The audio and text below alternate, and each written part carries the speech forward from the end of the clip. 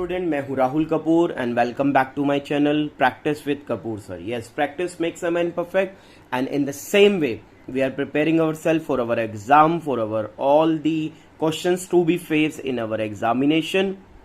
आप लोगों को one by one every important questions from the macroeconomics have been delivered. Go and watch the videos and be the confidence in your exam. Now when I realized that we have been done so far many important questions about the macroeconomics, and now my students will feel secure and confident and they can do their exam in a well manner. So the next book of class 12th economics is all about Indian economy development. 2-3 दिन से message आ रहे थे सभी बच्चों के कि Indian economy development की video sir कब रिलीज करोगे. It's very necessary for us, हमारे लिए वो बहुत जरूरी है उसको करके जाना, because it has also a major part.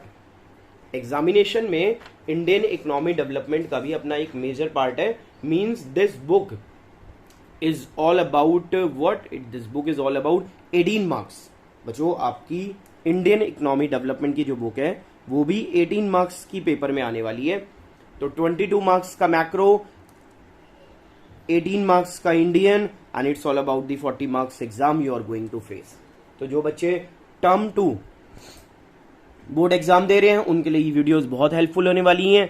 12-13 videos के थ्रू सारा सिलेबस, और आज ये जो वीडियो आप लोगों को सिंगल शॉट में दूंगा, इसमें आप लोगों को इंडियन इकोनॉमी डेवलपमेंट के सारे टॉपिक रिवाइज करा दूंगा. There are 4 chapter Indian economy development के. हमारे टर्म 2 के 4 चैप्टर हैं. 4 chapters named what? Named are employment, infrastructure, sustainable development and comparative between India, China and Pakistan, जिसमें से 3 चैप्टर इस वीडियो में आप लोगों को मिल जाएंगे. That's all about employment, infrastructure and India, China, Pakistan comparison. Sustainable development comparatively एक इजी टॉपिक है, उसे आप लोग प्रिपेयर करिए इजीली. सिर्फ उसकी हेडिंग्स पढ़ के चले जाइएगा और मिडिल एरिया वहां पे डेवलप कर लीजिएगा. So without wasting more time, let's start with chapter employment. What you can C, the first question is define the worker population ratio. Worker population ratio is defined as the percentage of population engaged in production activity in the economy. मतलब कि worker population ratio का मतलब है all the population engaged in economic activity, production activity. अगर उसका हम ratio निकाल लें तो that become the worker population ratio. What is the formula? WPR, worker population ratio is number of employed person. जितने लोग एम्प्लॉयड हैं उसको न्यूमरेटर में रख लो, टोटल पॉपुलेशन को डिनोमिनेटर में रखो, into 100. Technical easy simple answer है, याद कर लेना, रिवाइज कर लेना. द रेशियो यूज्ड, अब बात हम लिख देते हैं कि ये रेशियो क्या यूज हो रहा है. For analysing the employment situation in the country, ये देखने के लिए कि कंट्री में एम्प्लॉयमेंट कंडीशन कितनी है, कितने लोग एम्प्लॉयड हैं, कितने अनएम्प्लॉयड हैं. हायर द रेशियो, जितना रेशियो बढ़िया होगा, बड़ा ज्यादा होगा, ग्रेटर द इन्वॉल्वमेंट, उससे पता चलेगा कि more and more people are involved, employed in the economic activity. और लोअर द रेशियो, रेशियो जितना कम होगा उतना ही हम लोगों को पता चल रहा है कि हाँ भाई people are not employed, they are unemployed and they are not participating in the economic activity. And this is the first question, worker population ratio. After the video as usual सारे पेजेस के screenshot, pictures clearly add कर दूंगा, notes वहां से ले लेना, पढ़ लेना. Next question on your screen, discuss the concept of jobless growth in the context of Indian economy. कहता है इंडियन इकोनॉमी के कंटेक्स्ट में, संदर्भ में, विषय में, about Indian economy jobless growth क्या कंडीशन है बताओ. तो सबसे पहले आप क्या करना, जॉबलेस ग्रोथ का मीनिंग बताना. Jobless growth is a situation where level of output tend to rise. ऐसी सिचुएशन जहां पे आउटपुट तो राइज हो रहा है, प्रोडक्शन तो राइज हो रहा है, विदाउट इंक्रीजिंग एम्प्लॉयमेंट, मगर इकोनॉमी में एम्प्लॉयमेंट इंक्रीज नहीं हो रहा. Totally depends on innovative technology. और आप जो एम्प्लॉयमेंट इंक्रीज नहीं कर रहे उसका रीजन यही है कि प्रोडक्शन जो है वो टोटली डिपेंड हो रहा है इनोवेटिव टेक्नोलॉजी. मतलब नई नई प्लांट, नए नए मशीनरीज, नए नए टेक्नोलॉजी आ रहे हैं और आपका जो एम्प्लॉयमेंट है डे बाय डे क्या हो रहा है, रिड्यूस हो रहा है. एक छोटा एग्जांपल देता हूं जिससे आपको इस बात को बहुत अच्छे से क्लैरिटी मिले. An example is like driverless metro. अब अगर ड्राइवरलेस मेट्रो आ गए, ड्राइवरलेस कार आ गए और सेल्फ वेंडिंग मशीन्स आ गई, तो क्या हो रहा है उसके पीछे यही हो रहा है कि जो पर्सन उसके लिए एम्प्लॉयड था उसकी जॉब चली जाएगी. And this is all about the what, jobless growth, country तो ग्रोथ कर रही है, नो डाउट। कोई बाहर से आ रहा है, देख ले, driverless metro, wow what a growth in India. But दूसरी तरफ जो मेट्रो को ड्राइवर चला रहे थे उनकी जॉब चली गई, and it's all about in country like India jobless growth is a burning issue, एक जलता हुआ बहुत ही इंपॉर्टेंट इशू हो चुका है, बिकॉज इंक्रीजिंग स्टैगरिंग अनएम्प्लॉयमेंट, एक स्टैगरिंग मतलब रुकी हुई अनएम्प्लॉयमेंट को क्या कर रहा है, इंक्रीज कर रहा है due to use of technology. और वो सिर्फ किस वजह से, टेक्नोलॉजी, अभी अभी एग्जांपल समझाया। Our economy having GDP growth but on the other hand unemployment increasing and creating jobless growth. हमारी इकोनॉमी जीडीपी ग्रोथ तो कर रही है, मगर ऑन द सेम टाइम दूसरी तरफ हमारी इकोनॉमी में अनएम्प्लॉयमेंट भी बढ़ती जा रही है, मतलब लोग अनएम्प्लॉयड हो रहे हैं, and it's all about what, jobless growth. 2 या 3 मार्क्स में सिर्फ ये क्वेश्चन आता है, जल्दी से आंसर को पढ़िए, समझिए और आंसर को प्रिपेयर करिए। Coming on the next question, let's continue. Employment वाला चैप्टर चल रहा है और उसके इंपॉर्टेंट क्वेश्चन चल रहे हैं। The next question on your screen is discuss briefly the concept of informalisation of workforce. कहता है बताओ कि what is this informalisation, workforce का इनफॉर्मलाइजेशन क्या है, and in the context of India, और इंडियन इकोनॉमी के कंटेक्स्ट में बताओ। तो इन द रीसेंट ईयर्स, अभी कुछ ही सालों में हम बताते हैं कि India has witness an unprecedented shift. Bharat ने देखा कि एक अनप्रेसिडेंटेड, मतलब कि जो पहले कभी नहीं हुआ था वैसा वाला शिफ्ट हो रहा है work force from formal sector to informal sector, मतलब लोग फॉर्मल सेक्टर से इनफॉर्मल सेक्टर में शिफ्ट हो रहे हैं। क्या होता है फॉर्मल सेक्टर, जहां पे लॉज होते हैं, जहां पे कानून होते हैं, labour law, right, law protect करता है एम्प्लॉइज को।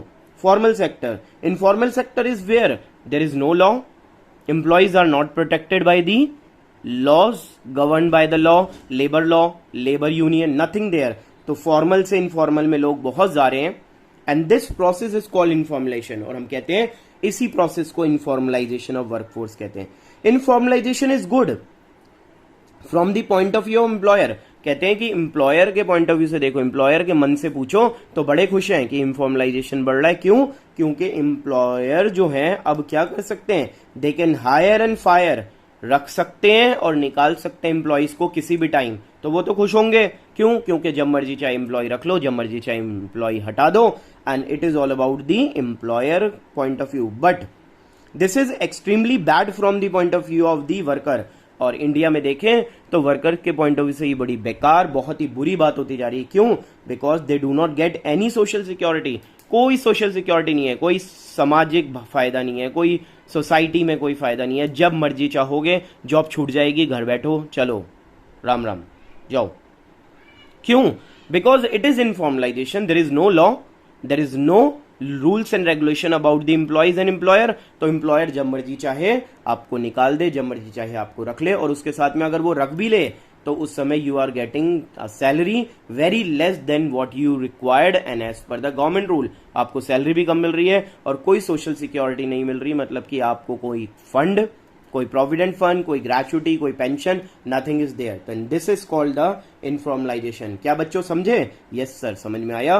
Going on the next question, थोड़ा सा जल्दी जल्दी कर रहे हैं, थ्योरेटिकल है। मैंने पहले भी अपनी एक वीडियो रिलीज करी, आई होप आप लोगों ने देखी होगी, जिसमें समझाया how to attempt the chapters, how to attempt the questions, how to attempt the exam. Chapter पढ़ें कैसे, क्वेश्चंस कैसे अटेम्प्ट करें और एग्जाम कैसे दें, पूरी स्ट्रेटेजी। तो उसमें हमने यही देखा कि इंडियन इकोनॉमी में लैंग्वेज पे 50% फोकस करना, क्योंकि बहुत लैंग्वेज ऐसी है जैसे कॉमन है, जैसे आज समझा रहा हूं, बट कोशिश करना उसको पढ़ के उसको लिख के अच्छे से आंसर्स को कर लो। Next question is what is disguised unemployment, why it is rampant in India. Bharat में इतनी वाइड स्प्रेड क्यों हो रही है? What is disguised? तो बेटा disguised unemployment is a situation, वो सिचुएशन है when more workers are engaged in a job then actually required. जितने लोग एक प्रोजेक्ट पे, एक वर्क प्लेस पे चाहिए, उससे ज्यादा आपने क्या करे वहां पे एम्प्लॉयड कर रखे हैं, more than required to accomplish it, उसको पूरा करने के लिए। If some of them are withdrawn from the job, अगर उसमें से आप कुछ निकाल भी लेते हो, there is no effect on the total production, मतलब कि अगर कुछ एम्प्लॉय आपने कहा सर हमने निकाल लिए उस प्रोजेक्ट से, तो कोई फर्क नहीं पड़ेगा, because there is already abundance of employees are more than the required. It is rampant. India में क्यों चीज बढ़ रही है? Due to joint family system, पहला पॉइंट, मतलब कि जब भी आपने रीजन देने हो पॉइंट्स में देना, मीनिंग को 2-3 लाइन में बताने के बाद। तो ज्वाइंट फैमिली सिस्टम है इंडिया में, रूरल एरियाज में तो most of the there joint family है, अर्बन एरिया में न्यूक्लियर फैमिली, सेपरेट फैमिली मिलती है, बट रूरल एरिया में ज्वाइंट फैमिली है। They have to work on joint land, उनको एक ज्वाइंट लैंड, जो उनका एक पुश्तैनी जो फॉर फादर्स का लैंड है, उसी पे काम करना पड़ता है। अब एक लैंड 10 लोग, जरूरत है 5 की, तो 5 डिस्गाइज्ड अनएम्प्लॉयमेंट फेस कर रहे हैं। When size of family increase, अब पॉपुलेशन बढ़ रही है, फैमिलीज बढ़ रही है, होल्डिंग साइज डिक्रीज, जो पर पर्सन लैंड का एरिया है वो घट रहा है। मतलब लोग कितने एम्प्लॉय होंगे, कितने एम्प्लॉयड करोगे, कितने काम करें भाई, है ही नहीं इतनी जगह। Due to excess family member in the family business the pressure increases, जो फैमिली मेंबर हैं वो बढ़ते जा रहे हैं, फैमिली बिजनेस पे प्रेशर भी इंक्रीज होता जा रहा है, but no effect on productivity, productivity पे कुछ इफेक्ट नहीं पड़ रहा। क्यों?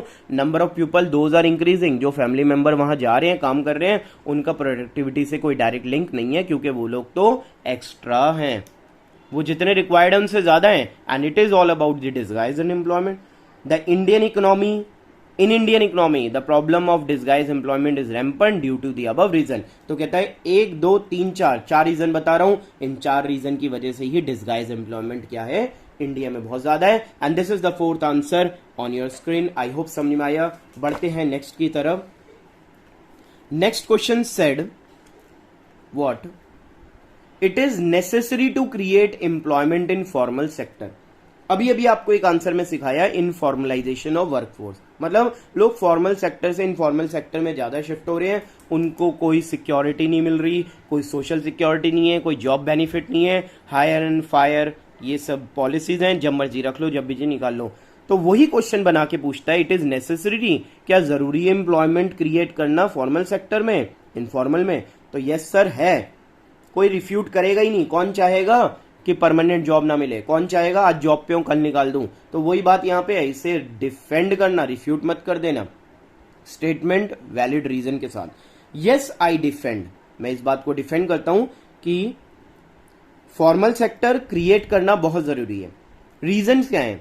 Due to informalization of workers, job security and condition of work are uncertain.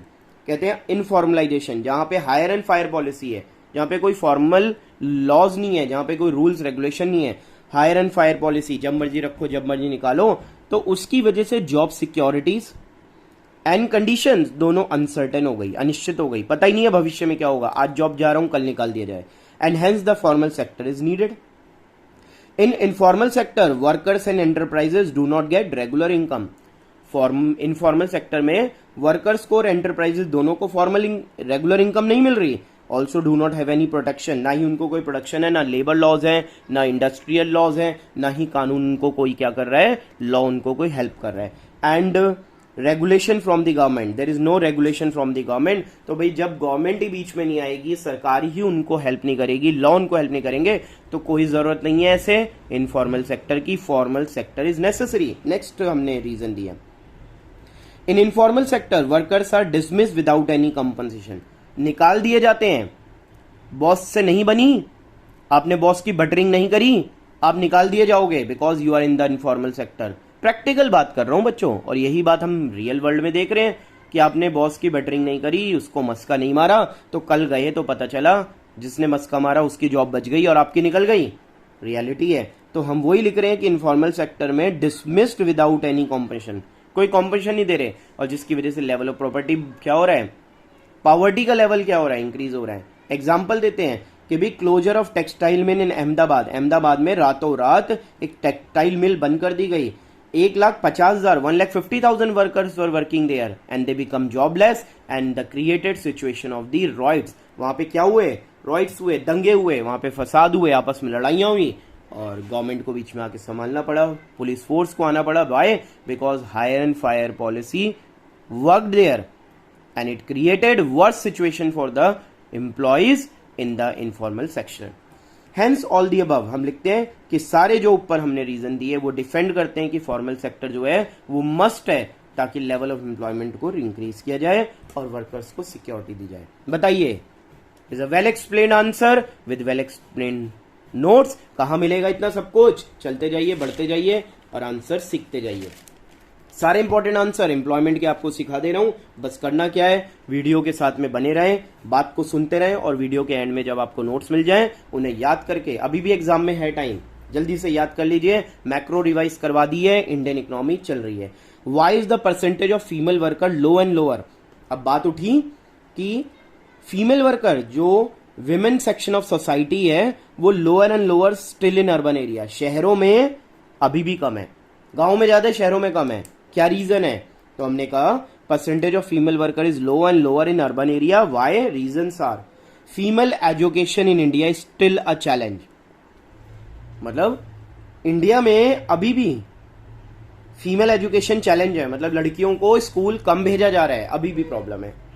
It reduces the opportunity of job. अब ज्यादा पढ़ाई लिखाई नहीं मिले, ज्यादा एजुकेशन का लेवल अच्छा ना हो, तो आजकल के इंडस्ट्रियलाइजेशन और फास्ट रनिंग लाइफ में जहां पर हमें एजुकेशन और नॉलेज और स्किल्स की जरूरत है, तो female section of society is deprived from the opportunity of employment. उन्हें दूर रखा जा रहा है बिकॉज एजुकेशन नहीं है। The decision to do job for the female member is taken by family. अगर एक फीमेल मेंबर को जॉब करनी है तो उसका डिसीजन वो खुद नहीं ले रही, फैमिली ले रही है। फादर ले रहे हैं, मदर ले रहे हैं, हस्बैंड ले रहे हैं, right, and the children also, because she has to look after the family. तो फैमिली के बर्डन, फैमिली के जो डिसीजन है वो उस पर थोपे जा रहे हैं, imposed on her, and it is a major cause. और वो बहुत बड़ा रीजन है कि फीमेल पार्टिसिपेशन एम्प्लॉयमेंट में अर्बन एरियाज में कम है।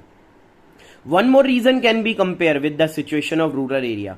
हम रूरल एरिया से कंपेयर करके अपने आंसर को बेहतर, सुंदर और इलस्ट्रेटिव बनाते हैं। Where family female participation is high due to widespread poverty. Rural areas में ना पॉवर्टी का लेवल अर्बन एरिया से ज्यादा है, तो female section of society, female member of the family को क्या करना पड़ता है, they have to be a earning member. उन्हें अपनी फैमिली का एक अर्निंग मेंबर बनना पड़ता है। उसके लिए कोई सा भी काम उनको फार्मिंग और नॉन फार्मिंग एक्टिविटी में मिले करते हैं।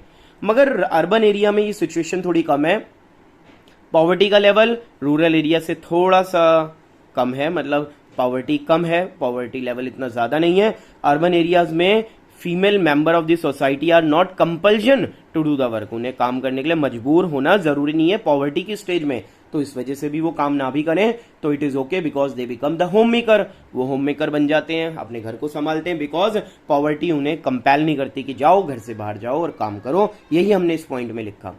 इन urban area job opportunity are higher concentrated in industries. Urban area में जो जॉब की अपॉर्चुनिटी है वो ज्यादातर इंडस्ट्रीज में है। वे shift of the timing, industry में बड़ी शिफ्ट होती हैं, जैसे एमएनसीज हैं, कॉल सेंटर है, नाइट शिफ्ट है। Shift of the timing. Working condition, मतलब working condition in the sense कि male workers are more, female workers are less. तो हो सकता है वर्किंग कंडीशन सूट ना करती हो फीमेल मेंबर्स को। तो ये सब भी पॉइंट जो हैं वो रिड्यूस करते हैं employment of the female section of society. And this is all about what reason behind lower and lower workers as a female in the urban area. चलिए आंसर को क्लोज करते हैं, नेक्स्ट क्वेश्चन पे बढ़ते हैं।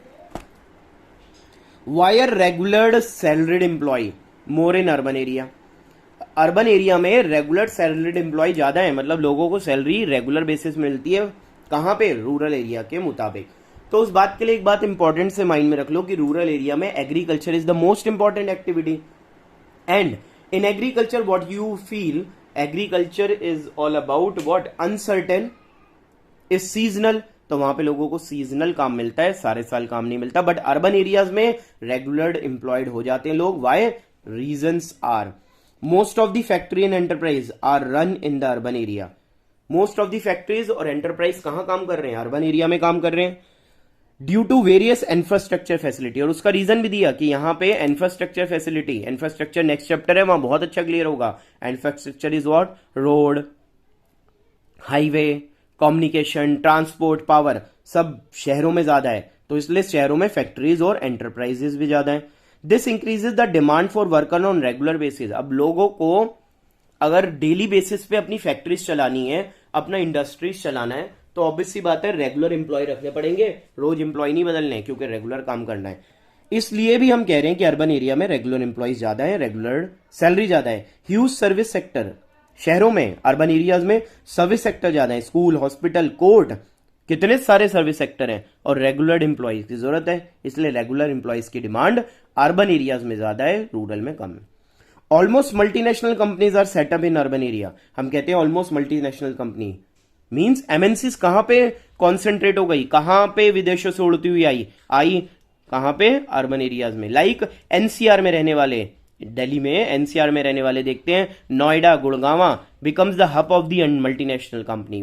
Multinational company flourish हो गई एक एक करके, क्यों, infrastructure facility.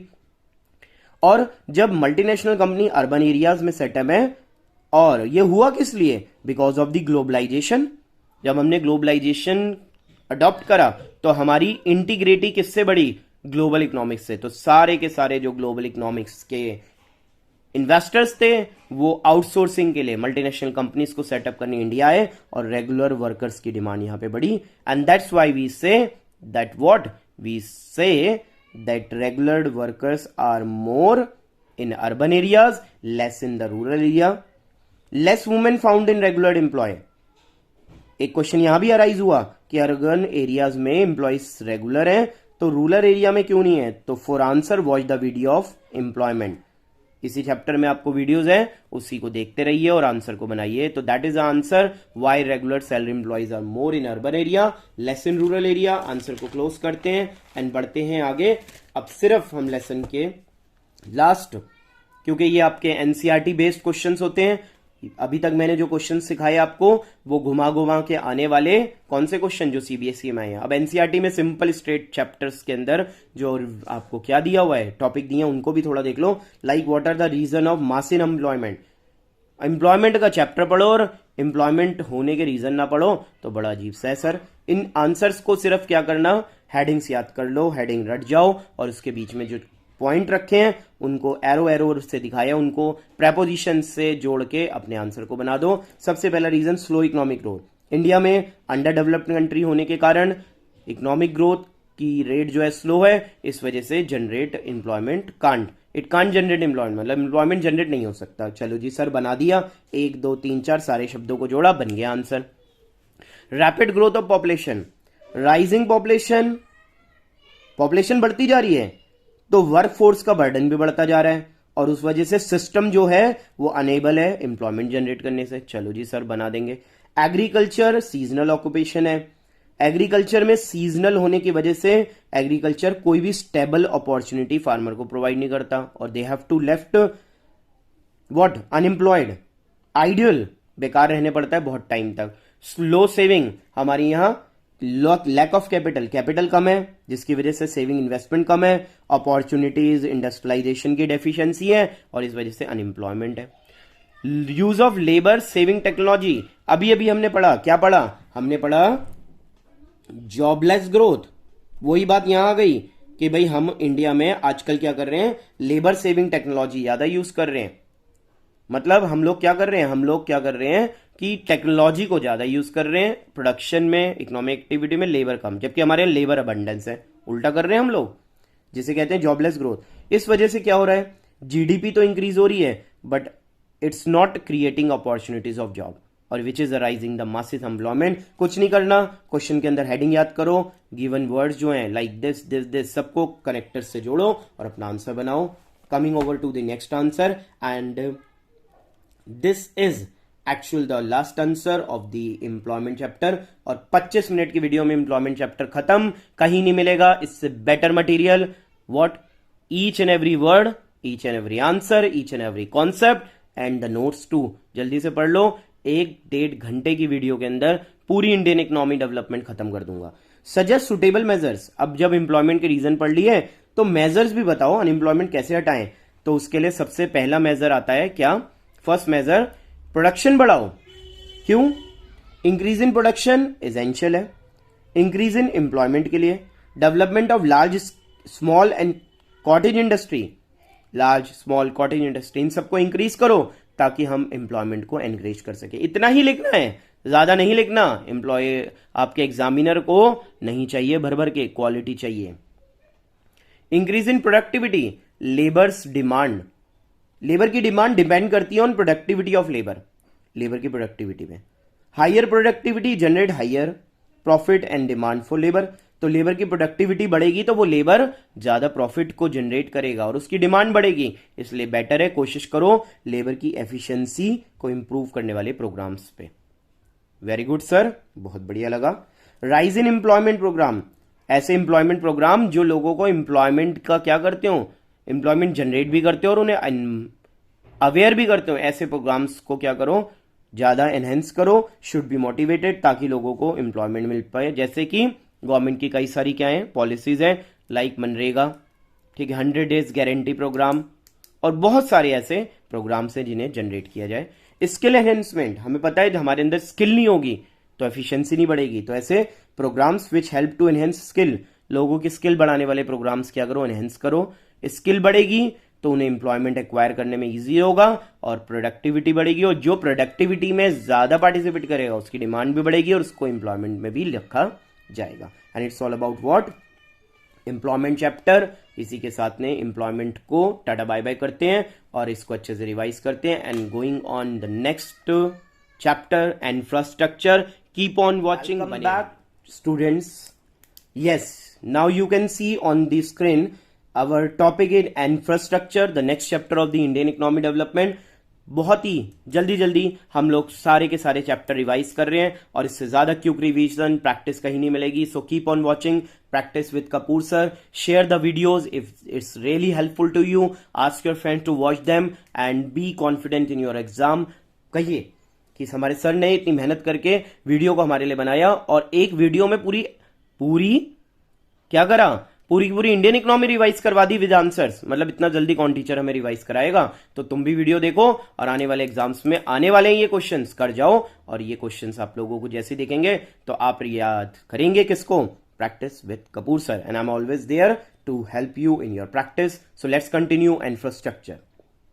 Why is India one of the most favorable medical tourism destination in the world?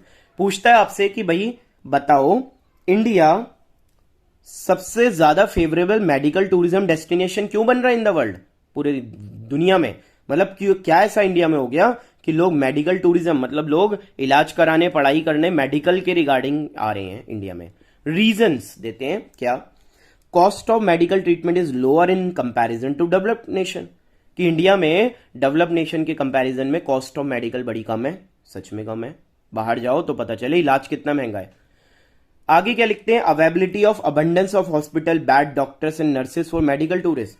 अगर कोई मेडिकल टूरिस्ट आ रहा है, कोई अपना इलाज कराने आ रहा है, तो वो देखता है कि भाई भारत के अंदर हॉस्पिटल, बैड डॉक्टर्स, नर्सेज और अबंडेंस बहुत बड़ी संख्या में है। प्राइवेट भी है, गवर्नमेंट भी है, बड़े सारे हैं, एम्स भी हैं, राइट, बड़े बड़े एम्स भी हैं, पीजीआई भी हैं, और साथ में प्राइवेट बहुत बढ़िया बढ़िया बड़े बड़े हॉस्पिटल्स हैं। तो चलो इंडिया में चलते हैं, इलाज कराते हैं, क्योंकि अबंडेंस ऑफ फैसिलिटीज देयर और सस्ती कॉस्ट पे, सस्ते में मिल रहा है। Immediate access to medical procedure, अगर आपको कोई मेडिकल प्रोसीजर कराना, अपना इलाज कराना, अपना डायग्नोसिस कराना है, अल्ट्रासाउंड कराना है, एमआरआई कराना है, आपने कोई बड़े से बड़ा अपना टेस्ट कराना है, इजी एक्सेस, बहुत जल्दी हो जाता है। क्या मतलब सर, बाहर के देशों में नहीं होता? भाई नहीं होता, क्यों? Which is having long waiting list in the developed nation. बाहर के देशों में, डेवलप्ड नेशंस में वेटिंग लिस्ट है। लाइक एक एग्जांपल दूं, कनाडा में इट टेक 4 वीक लग जाते हैं स्पेशलिस्ट को मिलने के लिए, और हमारे यहाँ तो बहुत सारी एप्स पे ही स्पेशलिस्ट मिल जाते हैं, like Practo. I am not doing any commercial ads of any ad, it's just in the example of the real world, जैसे भी एग्जाम्पल है। और आप सब जानते हैं कि एग्जाम्पल्स के थ्रू हमारे दिमाग में ज्यादा बैठता है। तो हम मोबाइल में देखते हैं बहुत सारे क्या है, मेडिकल एप्स हैं, जिसमें हम डॉक्टर्स को क्या कर सकते हैं, अपॉइंटमेंट ले सकते हैं, विजिट कर सकते हैं। 4 हफ्ते वेट करने की जरूरत नहीं है, अभी अपॉइंटमेंट लो, 2 मिनट बाद बात हो जाएगी। Means abundance of doctors and facility. Availability of traditional Ayurveda, India का आयुर्वेदा कौन नहीं जानता, भारत का आयुर्वेदिक ट्रीटमेंट कौन नहीं जानता, और बहुत दुनिया भर के लोग जो अपना इलाज कराने आयुर्वेदा से आते हैं। Why? There is no side effect. चलो जी, ये भी सही बात है सर, इसीलिए तो आ रहे हैं लोग। High quality medical services are available at low cost, medical facilities जो हैं वो हाई क्वालिटी हैं, मगर उनकी कॉस्ट बहुत कम है। क्यों कम है? क्योंकि इंडिया के अंदर कंपैरेटिवली जो हमारी करेंसी की वैल्यू है वो डेवलप्ड नेशन से कम है। तो डेवलप्ड नेशन के कंपैरिजन में देखें तो अगर किसी फॉरेनर मेडिकल टूरिस्ट को वहां पर इलाज कराने में लगता है 50 लाख, तो वही काम यहाँ सस्ते में हो जाएगा, क्योंकि हमारी करेंसी की वैल्यू 50 लाख और उनके डॉलर्स या फिर यूरो पॉन्ड्स हमारी वैल्यू थोड़ी कम ही चल रही है. That is why India is becoming more cheaper.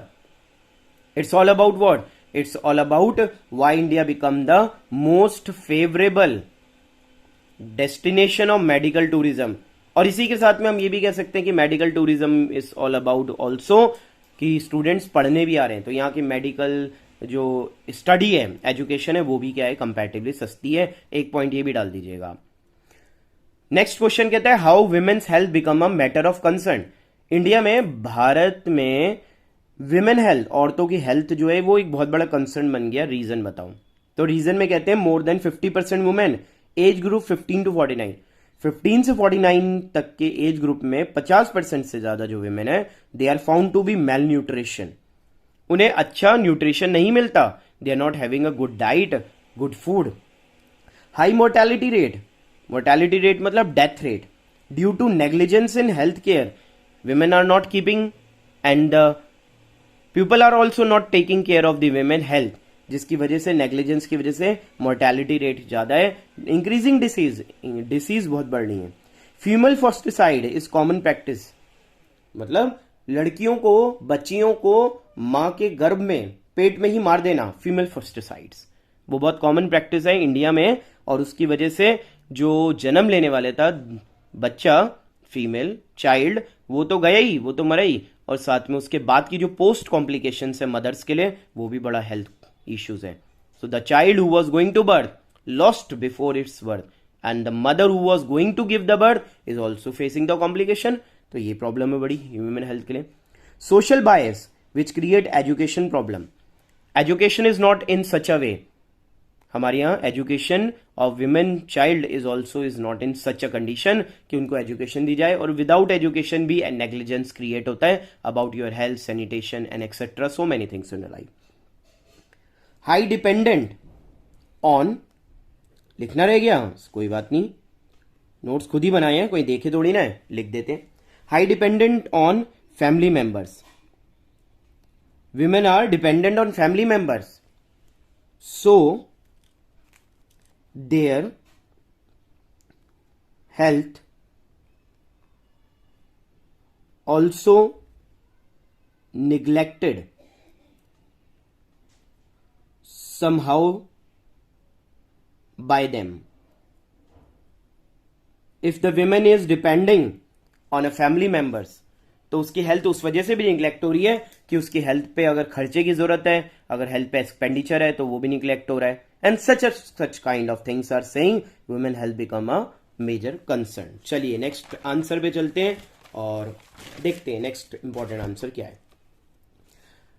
बच्चों, आप लोगों को एग्जाम में गवर्नमेंट की करंट जो पॉलिसीज हैं, जो गवर्नमेंट की योजनाएं हैं, उन पे भी क्वेश्चन पूछे जाते हैं. और एक ऐसे ही क्वेश्चन मैंने यहां रखा, Ujjwala Yojana has been a game changer for rural India. Ujjwala Yojana launch by current prime minister mister Narendra Modi in 2016. वो योजना रूरल इंडिया के लिए एक गेम चेंजर बन गया. अब क्या था योजना और क्यों बन गया, let's see. Ujjwala Yojana launch in 2016, focus on distribution of LPG cylinder free of charge और subsidize to the rural BPL population. इस प्रोग्राम में क्या हुआ, 2016 में ये प्रोग्राम लॉन्च हुआ. LPG cylinder below poverty line, जो बिलो पॉवर्टी लाइन लोग हैं उनको या तो फ्री ऑफ कॉस्ट दिया जाएगा या सब्सिडाइज रेट पे दिया जाएगा. And it is all about Ujjwala Yojana. क्या थे इसके की features, objective? Quality of life of people to be enhanced, लोगों की लाइफ क्वालिटी एनहेंस हो. क्यों?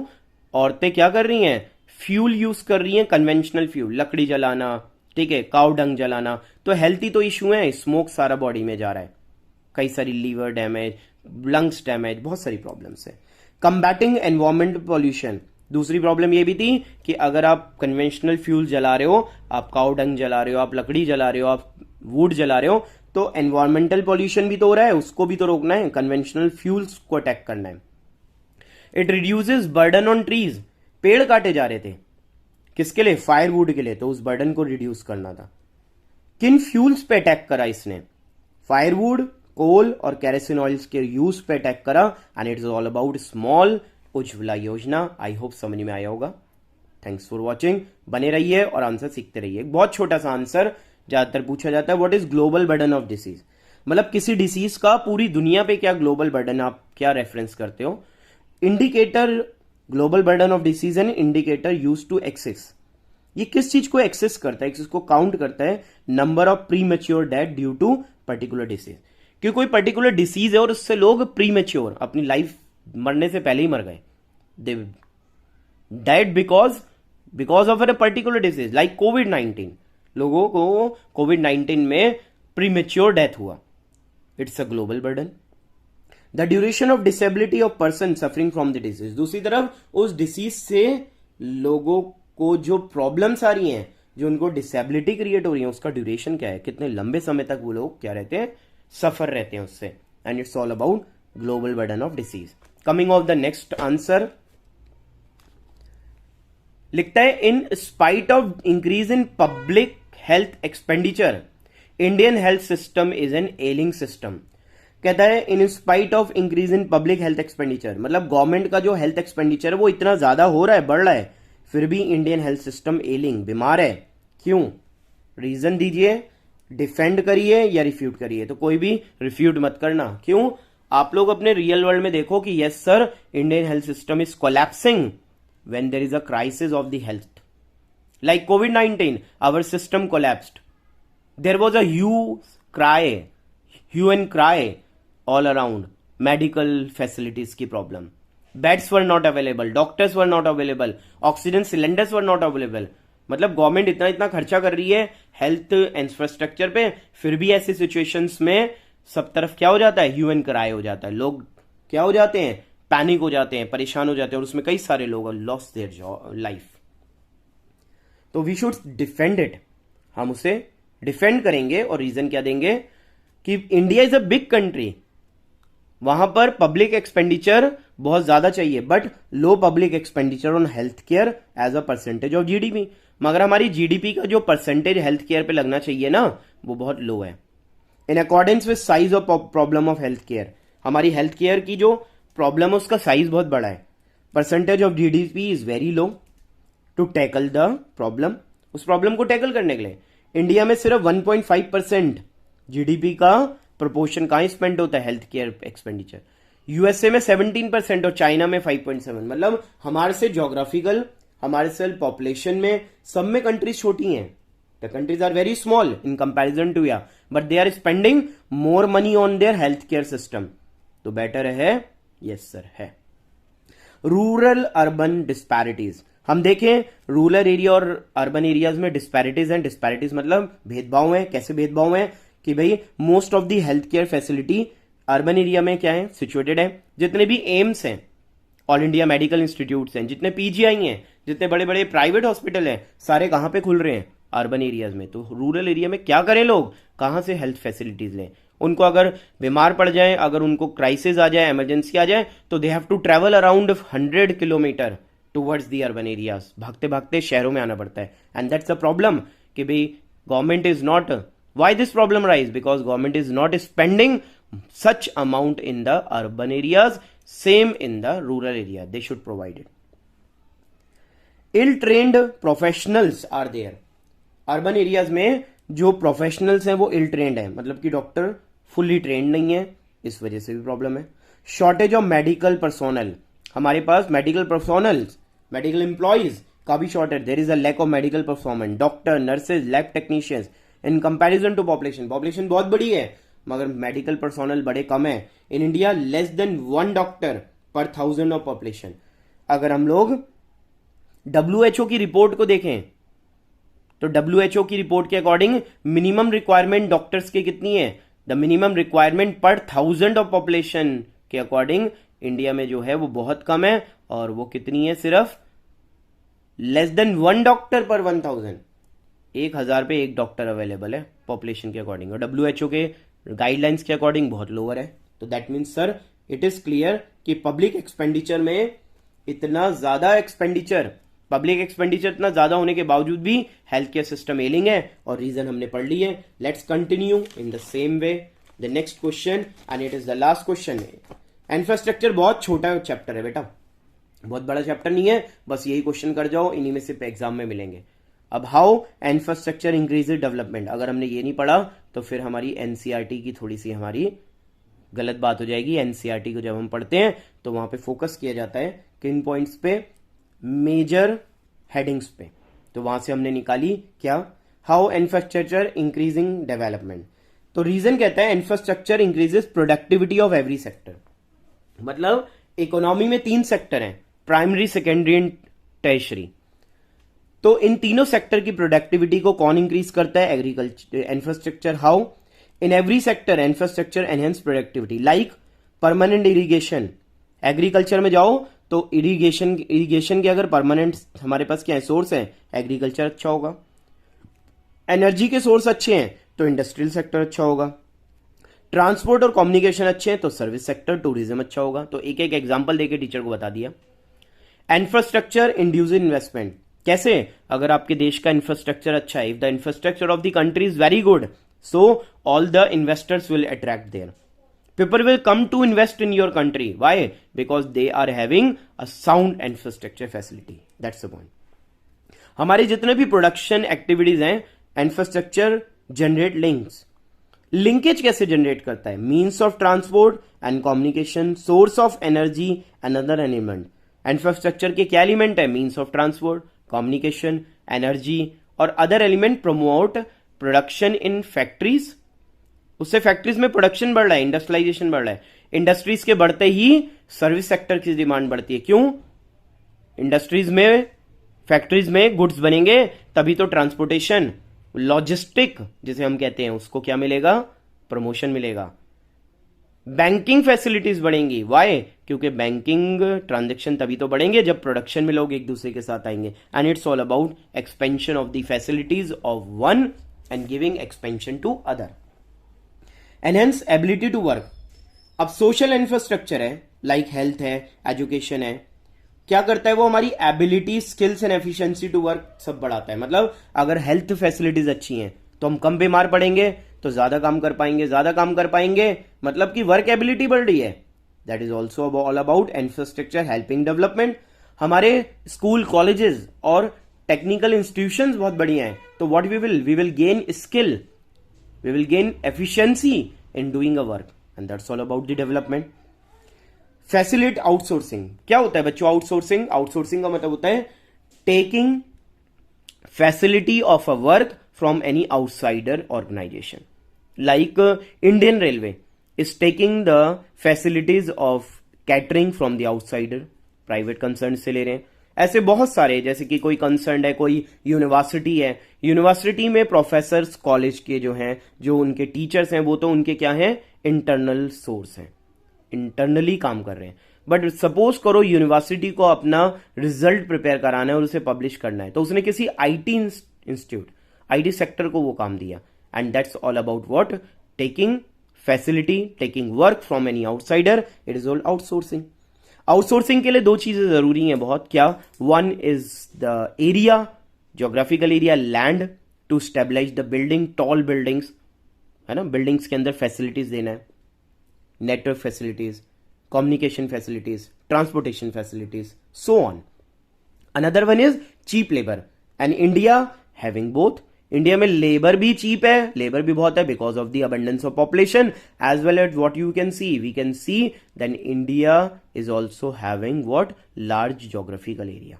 That is why we are saying infrastructure better हो जाए तो आउटसोर्सिंग बढ़ जाएगा. क्यों, इंफ्रास्ट्रक्चर को देख के जितने भी मल्टीनेशनल कंपनीज हैं, जितने भी ग्लोबल इकोनॉमिक्स हैं, वो अपनी फैसिलिटीज को अवेल करने के लिए, आउटसोर्सिंग की फैसिलिटीज को अवेल करने के लिए इंडिया आएंगे. India merged as destination of outsourcing. क्यों, because development in infrastructure. We become a global destination of call center. हम लोग कॉल सेंटर के लिए ग्लोबल डेस्टिनेशन बन गए, स्टडी सेंटर्स के बन गए, मेडिकल सेंटर्स के बन गए, just because sound economic and social infrastructure. And it's all about reasons of infrastructure helping in development. I hope this is clear to you and it is the last answer of what, infrastructure. Do it, अच्छे से कर लो और video में बने रहें. Next I am going to teach you what India China Pakistan comparison which is the last chapter of the Indian economic development. कैसे कैसे क्वेश्चन पूछे जाते हैं उसमें, वो बड़ा ध्यान रखने वाला काम है। सो कीप वॉचिंग, बने रहिए। Welcome all the lovely students and we are watching practice with Kapoor sir and we are revising what Indian economic development, and now in the same segment I'm going towards what the chapter which is the last chapter of your unit, last unit of your syllabus, that's comparative development experiences of India and its neighbors. In this chapter we have just quote that two neighbors, Pakistan and China, and what was the strategies of their development, what was their failure, what was their success, and what was the comparison. क्या comparison रहा, क्यों every country want to compare their self. जैसे एक organisation से हम compare करते हैं और अनदर ऑर्गेनाइजेशन से, कंट्रीज का भी कंपैरिजन जरूरी है। क्यों? क्योंकि उसी से ही हमारा डेवलपमेंट का पाथ और क्लियर होता है। इस चैप्टर में हमने यही सीखा, तो one by one important questions क्या करते हैं, उठाते हैं और सीखते हैं। Let's continue. The first question said describe development path of China. बच्चों चाइना के डेवलपमेंट पाथ को हम दो फ्रेजेस में पढ़ते हैं। इट्स कॉल्ड प्री 1978, उसने पहले क्या करा 1978 से पहले, और पोस्ट। प्री 1978 में first of all China introduce great leap forward. क्या था ग्रेट लीप फॉरवर्ड? लॉन्च हुआ 1958 में, फोकस करा इंडस्ट्रियलाइजेशन पर। कैसे करके? They encourage their people to start household industries in their courtyard. China ने ग्रेट लीप फॉरवर्ड में क्या करा, अपने लोगों को प्रमोट करा कि आप अपने कोर्टयार्ड, अपने घर में, अपने आंगन में, अपने कोर्टयार्ड में, जो भी एरिया आपके पास घर में है उसमें आप क्या करो, इंडस्ट्रियलाइजेशन स्टार्ट करो। मतलब अपनी कैपेसिटी, कैसी कैपेसिटी? इकोनॉमिक कैपेसिटी, रुपए पैसा। अपनी कैपेसिटी, कैसी कैपेसिटी? स्पेस कैपेसिटी, कितना स्पेस है उसके अकॉर्डिंग कोई भी बिजनेस करो। एंड बिजनेस करो, कोई भी इंडस्ट्रीज स्टार्ट करो, चाहे आप पतंग बनाओ, काइट बनाओ, राइट, चाहे आप जूट का सामान बनाओ, चाहे आप टोकरी बनाओ, राइट, चाहे आप कुछ भी बनाओ, but you have to start production. And it's all about great leap forward 1978 से पहले। Great proletarian culture revolution. क्या था ये great proletarian culture revolution? China realise that if my professional students will not be skilful, क्योंकि देखो every country having what, human population, बहुत abundance है। China की पॉपुलेशन तो हमसे भी ज्यादा थी, तो वहां पे पॉपुलेशन ज्यादा थी, बट अबंडेंस पॉपुलेशन को जब तक हम ह्यूमन को कैपिटल में चेंज नहीं कर देते तब तक हमारे लिए ह्यूमन कोई काम का नहीं है। चाइना रियलाइज करता है कि yes I have to develop, I have to motivate my people to be the what, human capital. तो उसने स्टार्ट करा ग्रेट प्रोलेटेरियन कल्चरल रेवोल्यूशन। किसने स्टार्ट करा? Initiated by chairman of Chinese Communist Party Mao Zedong. नाम ध्यान दो, इन 1965 में माओ जेडंग। यहां पे एक बात याद आती है कि स्टूडेंट जल्दी जल्दी में पढ़ के चले जाते हैं और वहां पे जाके बड़ी फनी सी चीजें लिख देते हैं। एक बार प्री बोर्ड में पेपर चेक कर रहा हूं एक बच्चे का, तो वहां पे देखने में आता है पढ़ाया गया माओ जेडंग, पढ़ के आ गया बच्चा माओ जेडंग। हरियप में था, वर्क प्रेशर था, एग्जाम प्रेशर था, बहुत कुछ होता है। एग्जामिनर को हंसी भी आती है और गुस्सा भी आती है, वो मत करना। तो उसने स्टार्ट करा अपने आंसर को किससे? Mao launched in 1965। I was amazed to see, I was laughing, I was thinking कि ये माँ कौन आ गई, किसकी माँ ने क्या स्टार्ट करा। तो फिर मैं ध्यान से पढ़ा, आई थॉट कि बच्चा लिखना चाहता है माओ जेडंग। तो माओ जेडंग in 1965 ने उसने स्टार्ट करा क्या? Great proletarian culture revolution. उसने अपने स्टूडेंट्स और प्रोफेशनल को कंट्री साइड भेजा ताकि प्रोफेशनल एक्सपर्टाइज गेन कर सकें। उससे क्या होता? उससे जो रेसिशन पीरियड साइकिल था चाइना में, वो कम्बैट करने में हेल्प मिला। इसको हम लोग माओइज्म, माओ जेडंग का जो आइडियोलॉजी है, सोशल इकोनॉमिक आइडियोलॉजी, उसे माओइज्म भी कहा जाता है। तो इट्स कॉल्ड माओ जेडंग आइडियोलॉजी। अब बात उठती है पोस्ट 1978, मतलब 1978 से पहले दो काम करें, great leap forward, and after 1978 it has done what, मतलब before 1978 great leap forward and great proletarian culture revolution.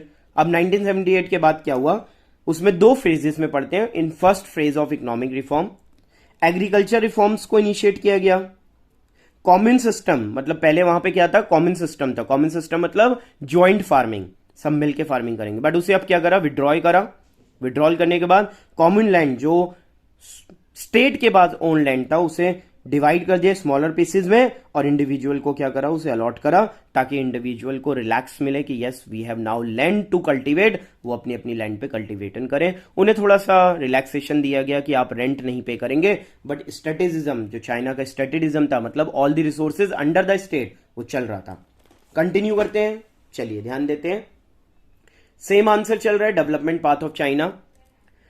Second phrase में क्या हुआ, चाइना इंट्रोड्यूस्ड इंडस्ट्रियल सेक्टर। कैसे, private sector enterprises were allowed to undertake production of goods. China ने private sector को allowed कर दिया कि आओ और प्रोडक्शन में इन्वॉल्व हो जाओ। अभी तक स्टेटिज्म था, स्टेट ओन्ड, सख्ती से स्टेट के अंडर था सब कुछ। ड्यूअल प्राइसिंग सिस्टम को इंट्रोड्यूस करा। ड्यूअल प्राइसिंग सिस्टम क्या था, जिसमें इंडस्ट्रीज और एग्रीकल्चर के जो प्रोडक्ट हैं उनके प्राइजेस स्टेट ही क्या करेगी, डिसाइड करेगी, और रेस्ट प्राइजेस जो है वो डिमांड एंड सप्लाई कर सकता है डिसाइड। उसके बाद चाइना ने बहुत बड़ा जो स्टेप करा, in remarkable step, SEZ special economic zone setup करे, जहां पे उसने फॉरेन इन्वेस्टर्स को अट्रैक्ट करने के लिए सारी इंफ्रास्ट्रक्चर फैसिलिटीज बनाई ताकि देश आगे बढ़ पाए। And it's all about development path of China. इसी में आगे देखिए कि ग्रोथ स्टोरी ऑफ चाइना क्या थी। तो नोटेबल पॉइंट्स क्या है, as per World Bank Chinese GDP estimated to be 14.62 trillion USD in 2020। World Bank कहता है कि 2020 में चाइना की जो GDP थी वो 14.62 ट्रिलियन थी। China become second largest economy in the world. China largest economy in the world बन गया। China achieve breakthrough. China ने जो ब्रेक थ्रू, जो उसे ब्रेक मिला, वो ब्रेक पहला कब मिला, 1980s के अर्लियर में। Relying basically on external demand. China के यहाँ इंटरनल डिमांड इतनी ज्यादा नहीं थी, बट एक्सटर्नल डिमांड ज्यादा थी उसके प्रोडक्ट की, तो China achieved record growth in export. China ने अपने एक्सपोर्ट में इतना रिकॉर्ड ग्रोथ करा, इतना रिकॉर्ड मेंटेन करा कि China become by 2010 one of the largest exporter in the world. इस बात को एक एग्जाम्पल से समझ लो कि कुछ साल पहले तक हम देखते थे कि China was the one of the major exporter of India. कैसे, होली के गुलालों या दिवाली के दिए या लाइट्स, सब कुछ चाइना की यूज कर रहे हैं। किचन अप्लायंसेज हो, it was from the China. तो इसीलिए बात तो सही है कि sir China become the world largest exporter. China ने क्या करा, स्पेशल इकोनॉमिक जोन सेटअप करे which played a vital role, और चाइना ने 100% equity to foreign investor. Foreign investor को 100% इक्विटी क्या कर दिया, अलाउड कर दिया।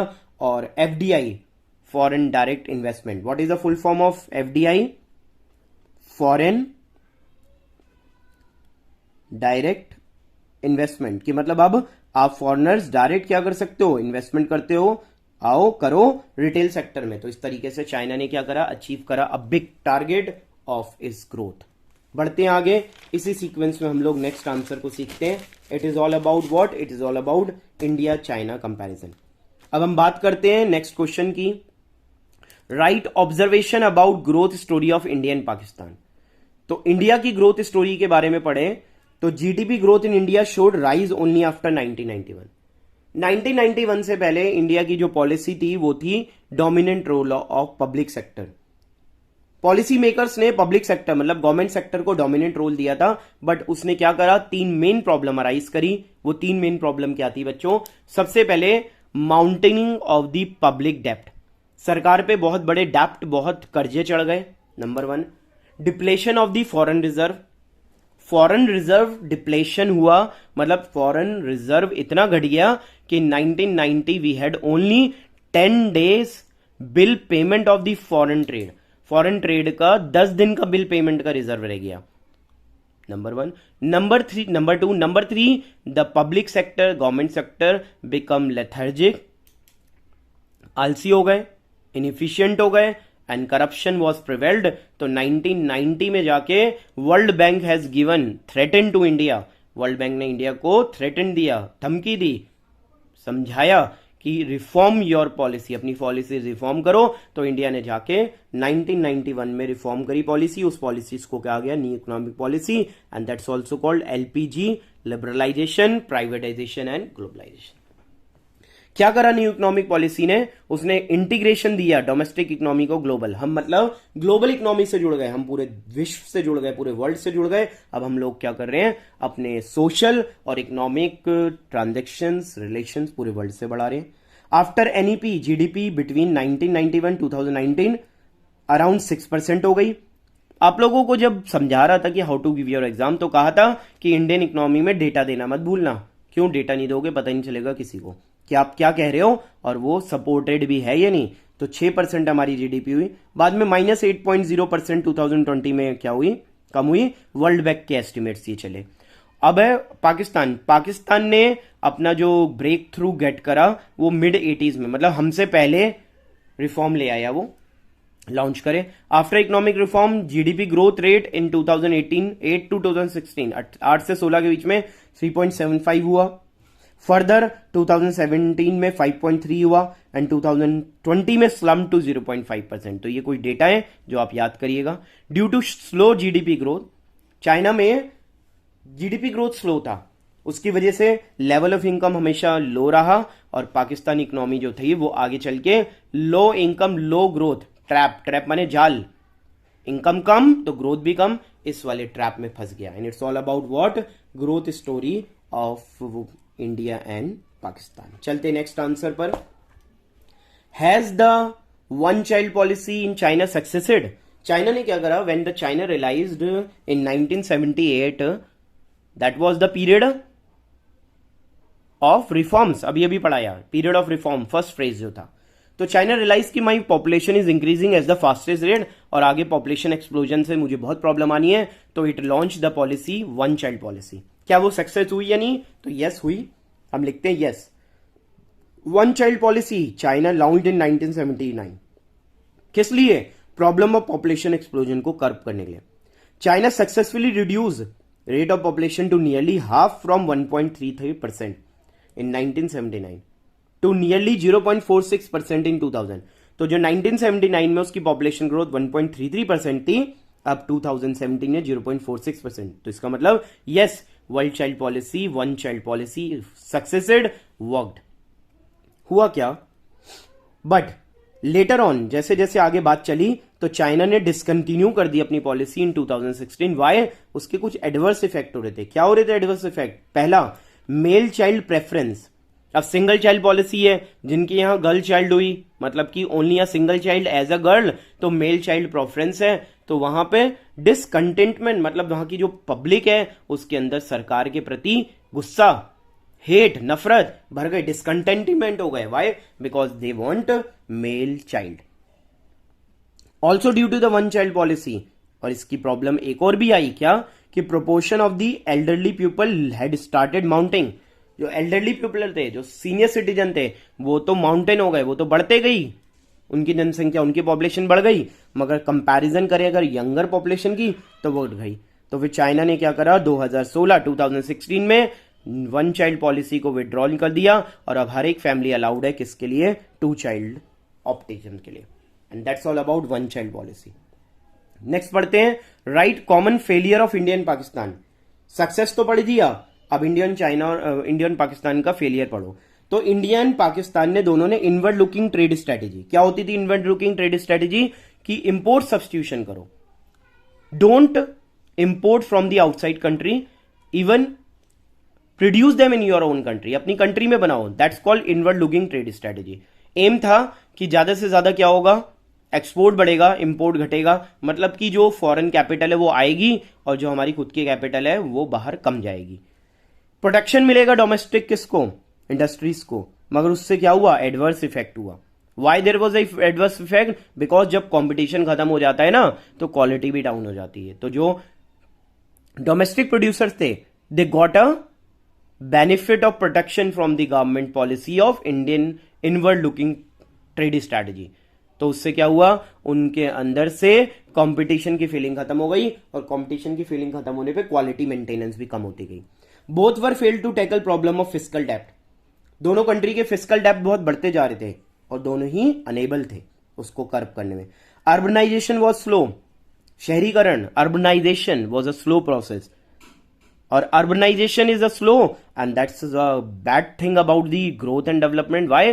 Because urbanization attracts infrastructure, and infrastructure attracts what? Investors, and investment attracts the development.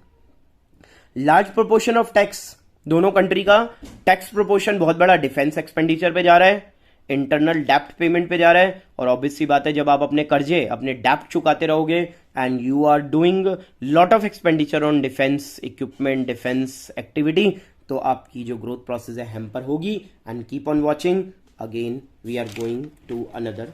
अब बच्चों, आप लोगों को समझना है कि इस चैप्टर से आपको हो सकता है केस स्टडी आ जाए.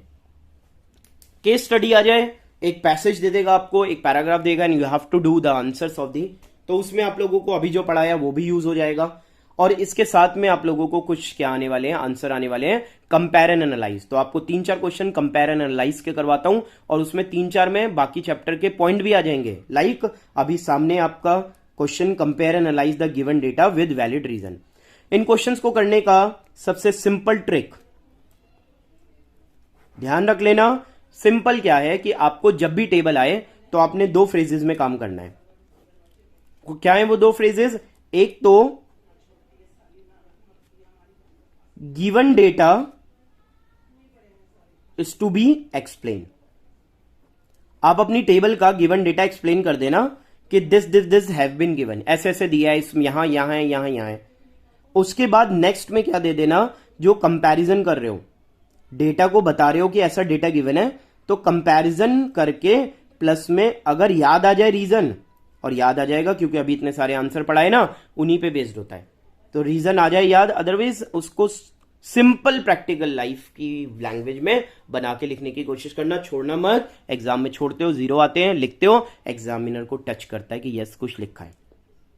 तो गिवन डेटा, लाइक यहां पे इस क्वेश्चन के अंदर कंट्री दी है India, China. Annual growth rate of population, gender ratio पर 1000 मेल, मतलब कि पर 1000 पे इतने मेल हैं, इतने हैं. तो पहले तो क्या करना, गिवन डेटा. तो कैसे? गिवन डेटा में आपने क्या देखा कि एनुअल ग्रोथ, आपने लिखा कि according to the data annual growth rate of population is high in India, that is 1.2% in comparison to China 0.5%. चलो जी, मैंने क्या कहा, सिंपली डेटा एक्सप्लेन कर दो. अब दूसरी तरफ क्या करो, रीजन दो. अब रीजन में एक बात बताओ कि चाइना की ग्रोथ ऑफ द पॉपुलेशन कम है इंडिया से. वाई? यहां पे लिख देना, इट इज बिकॉज, अभी अभी हमने पढ़ा, one child policy opt by China. आप टीचर को बड़ी प्यार से, बड़ी तसल्ली से एक रीजन भी दे दोगे तो भी चलेगा कि चाइना ने वन चाइल्ड पॉलिसी 1979 में क्या कर ली, ऑप्ट कर ली. इस वजह से उसने क्या करा, उसने कंट्रोल्ड इट्स पॉपुलेशन, उसने अपनी पॉपुलेशन को कंट्रोल करा. And that's a fine answer, वो बड़ा बढ़िया सा आंसर है. तो टेबल जब भी आए, टेबल में जो फिगर है उन्हें लिख दो, यहां पे ज्यादा है, यहां कम है, it is more, it is less, and what is the reason, वो दे दो. चलते हैं एक और क्वेश्चन देखते हैं. Keep watching. Compare analyse. अब जब आप ये क्वेश्चन पढ़ना ना, तो क्वेश्चन का हेडिंग भी पढ़ लेना, बिना हेडिंग पढ़े मत करना. Distribution of workforce. अब आपको यहां पे वर्कफोर्स का डिस्ट्रीब्यूशन ऑफ वर्कफोर्स मतलब कि अलग अलग सेक्टर में, अलग अलग कंट्रीज में कैसे वर्कफोर्स डिस्ट्रीब्यूटेड है, डिवाइडेड है. तो आपने भी फिर क्या दोबारा देखा, आपने देखा कि सर देखो, एग्रीकल्चर, इंडस्ट्री, सर्विस, 3 सेक्टर है. ये प्राइमरी है, सेकेंडरी है, टर्शरी है. इंडिया, चाइना, पाकिस्तान तीनों में. सबसे पहले क्या बताया था, गिवन डेटा को एक्सप्लेन कर दो, एक्सप्लेन द गिवन डेटा. तो क्या एक्सप्लेन करो, जरा ध्यान दो. The percentage of agriculture is higher in India than in Pakistan and lower in China. The percentage of industry is higher in China. It is lower, most lower in Pakistan, and second number is India. In service sector, the percentage of in service sector is more is China than in Pakistan and India. ये तो data को आपने क्या करा, explain कर दिया कि यहां यहां ऐसा है। अब रीजन क्यों, रीजन में आप लोगों को बेटा चैप्टर को पढ़ाया ही ऐसे मैंने कि चैप्टर के अंदर के ये जो टॉपिक हैं अगर टेबल बन के आएंगे लिख लोगे बड़े प्यार से। कैसे, आपको पढ़ाया चाइना का डेवलपमेंट पाथ, उसमें पूरे चाइना की सारी बातें बता दी, इंडिया की ग्रोथ स्टोरी बता दी। तो आप बता दो कि चाइना में एग्रीकल्चर कम, इंडिया में एग्रीकल्चर ज्यादा। तो आप ये बात कहिए कि इंडिया में एग्रीकल्चर ज्यादा क्यों है, why before independence and even at the time of independence India was dominating in agriculture, India में एग्रीकल्चर सेक्टर ज्यादा था। इंडस्ट्रियलाइजेशन, प्यार से लिख दो, industrialisation was started very late in India, India में इंडस्ट्रियलाइजेशन बहुत लेट स्टार्ट हुआ, यस और no, that's all about the industrialisation. Service sector, why there is the service sector more in China, because China में urbanisation was more, और urbanisation ज्यादा होने की वजह से अर्बन सेक्टर में ही सर्विस सेक्टर क्या होते हैं, कॉन्सेंट्रेट होते हैं। क्या कह रहे हो सर, बहुत तो प्यारी सी बात है, बड़ा इजी सा है, टेबल आएंगी हम बिल्कुल छोड़ेंगे नहीं, because we have learned so far, practice with Kapoor sir. Now next table, compare analyse about demographic profile. क्या होता है बेटा demographic profile, demographic profile is all about situation of birth rate, death rate, literacy rate. किसी country का birth rate कैसा है, death rate कहता है, लिटरेसी रेट कहता है, वो सब बता रखा है। HDI, what is the full form of HDI, human development index, human development index है बेटा। ह्यूमन डेवलपमेंट इंडेक्स क्या बताता है कि भी जो ह्यूमन का डेवलपमेंट है उसको मेजर करने की जो एक स्केल है वो कितना है। फिर से पढ़ते हैं ध्यान से और क्या देखते हैं, country India, China, Pakistan. HDI value, human development index की वैल्यू सबसे ज्यादा कहां है, चाइना में है। तो लिख दो, the human development index is more in China than in India and this. HDI rank, पूरे वर्ल्ड में चाइना का रैंक जो है वो ह्यूमन डेवलपमेंट इंडेक्स पे क्या है, 85 है, इंडिया का यहां है। लाइफ एक्सपेक्टेंसी चाइना में इतनी ज्यादा है, यहां ऐसी है। अब उसको लिखने के बाद फिर से वही बात कि डेटा को क्या करा, एक्सप्लेन कर दिया। उसके बाद रीजन लिख दो, and reason is all about, कुछ रीजन याद ना रहे तो चाइना के लिए उसकी पॉलिसी के बारे में लिख देना कि चाइना ने कौन कौन सी पॉलिसी अडॉप्ट करी, उसने स्पेशल इकोनॉमिक जोन सेटअप करे। चाइना में अभी आंसर में पढ़ा कि चाइना में पब्लिक एक्सपेंडिचर ऑन हेल्थ पे कितना है, 5.7%। तो ये लिख दो कि चाइना अपना 5.7% of the GDP health expenditure पे करता है, तो इसलिए उसका लाइफ एक्सपेक्टेंसी भी बेटर है। मतलब like this you have to do it, आपने बनाना है, करना है। और इसी के साथ में मैंने आप लोगों को सिंगल शॉर्ट वीडियो में क्या करा, पूरी की पूरी almost Indian economy development revise करा दी।